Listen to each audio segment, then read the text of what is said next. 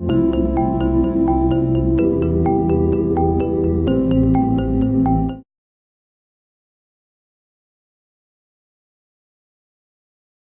la précédente région faisait déjà beaucoup pour les entreprises.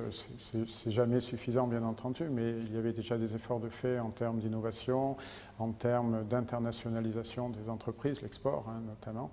Et ce qu'on attend, c'est qu'il y a déjà des outils qui ont été mis en place en Auvergne. Il y a des pôles de compétitivité avec notamment Céréales Vallée ou des clusters qui existent comme E2IA, Nutravita, dans le domaine qui nous touche, des biotechnologies, de l'agroalimentaire, de l'environnement. Donc tous ces outils-là doivent être développés, peuvent être développés et servir de base. Donc la première chose, c'est de ne pas casser ces outils, mais au contraire de leur donner tous les moyens pour pouvoir qu'ils se développent. Et la deuxième chose, c'est même d'utiliser ces outils pour aller encore plus loin et faire venir des entreprises du Rhône-Alpes avec nous et développer donc encore une fois des nouveaux projets et être un petit peu plus fort. Quand je dis plus fort, c'est un moyen aussi d'aller à l'export. C'est un moyen d'innover, mais c'est un moyen d'aller à l'export. On parle souvent des Allemands qui chassent en meute, donc qui veut dire qu'ils collaborent ensemble.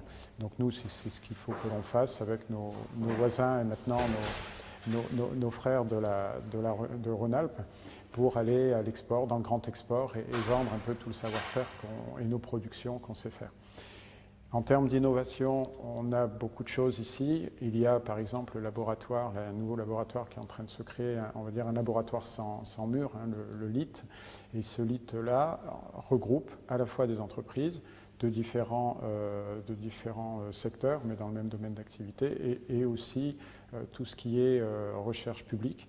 Donc c'est une grosse force, une force très importante, puisque on regroupe en fait des gens qui a priori ne travaillent pas toujours ensemble, mais en Auvergne, parce que c'est une petite région, on a réussi à fédérer les forces et les gens travaillent ensemble. Donc ça aussi, c'est ce que j'aimerais dire durant la visite aux élus de la nouvelle grande région, c'est de continuer à pousser et à aider à ce que des grandes entreprises, des petites entreprises, mais aussi les laboratoires de services publics, à travailler ensemble pour aller justement ensuite vendre tout ce savoir-faire à l'international.